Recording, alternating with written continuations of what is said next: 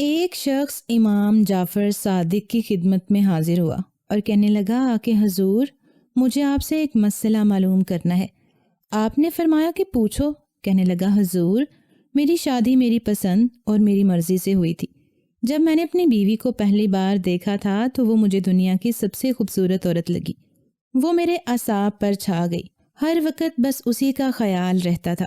مجھے لگتا تھا کہ اگر وہ مجھے نہ ملی تو میرا زندہ رہنا مشکل ہو جائے گا، تو میں نے اپنے والدین کو اس کا رشتہ لینے بھیج دیا۔ پہلے تو انہوں نے انکار کر دیا، لیکن کچھ عرصہ کوشش کرنے کے بعد آخر میری اسی لڑکی سے بات طے ہو گئی۔ میں گھنٹوں اس کے بارے میں سوچتا رہتا، لیکن جب میری اس سے بات طے ہو گئی تو مجھے اس سے خوبصورت اور بھی لڑکیاں نظر آئیں اور دل میں خیال آیا کہ یہ تو اس سے بھی زیادہ خوبصورت ہیں، مگر چونکہ اب بات طے ہو گئی تھی تو اس لیے شادی اسی لڑکی سے کر لی۔ مگر اب کچھ ہی عرصہ گزرا ہماری شادی ہوئے کہ اب میرا دل اداس سا رہ گیا، میں اس سے اکتا گیا۔ اب مجھے اس میں ذرا بھی دلکشی نظر نہیں آتی اور مجھے اپنی بیوی کے علاوہ تمام لڑکیاں اچھی لگتی ہیں اور سوچتا ہوں کہ کاش میری شادی کسی اور سے ہو جاتی۔ ایسا کیوں ہے کہ شادی کے بعد اپنی بیوی اچھی نہیں لگتی؟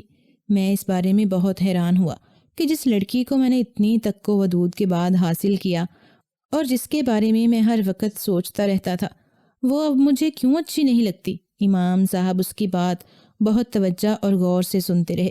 جب اس نے اپنے دل کی تمام بات بتا دی تو آپ نے فرمایا کہ کیا میں تمہیں اس سے بھی زیادہ حیران کن بات نہ بتاؤں؟ وہ آدمی کہنے لگا کہ جی حضور بتائیں۔ آپ نے فرمایا کہ اگر تیری شادی دنیا کی تمام شریف لڑکیوں سے کر دی جائے تو تب بھی کچھ عرصہ بعد وہ پسند نہیں آئیں گی اور تیرا دل ان سے بھر جائے گا، پھر تو انہیں چھوڑ کر بازاری اور آوارہ عورتوں کی طرف بھاگے گا۔ اس کی وجہ تیری بیوی میں خرابی نہیں ہے، نہ ہی اس کا کوئی قصور ہے، بلکہ اس کی وجہ تیری اپنی نظر کی خرابی ہے۔ تو اپنی نظر نیچی نہیں رکھتا، تجھ میں شرم ختم ہو گئی ہے۔ حدیث پاک میں آتا ہے کہ جب تجھ میں شرم ختم ہو جائے تو چاہے جو مرضی کر، یعنی جب انسان میں شرم نہیں رہتی تو وہ پھر کسی بھی قسم کے کام کو کرنے میں آر محسوس نہیں کرتا۔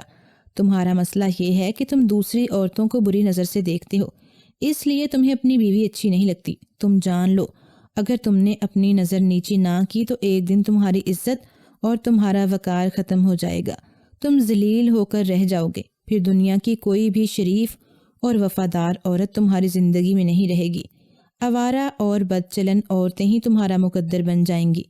اگر تم شریف عورتوں کو اپنی زندگی میں رکھنا چاہتے ہو تو دوسروں کی بہن بیٹیوں کی عزت کرو، انہیں گندی نظروں سے مت دیکھو، اپنی نظر کو نیچا رکھو، تو دیکھنا کہ تمہیں اپنی بیوی اچھی نظر آنے لگے گی۔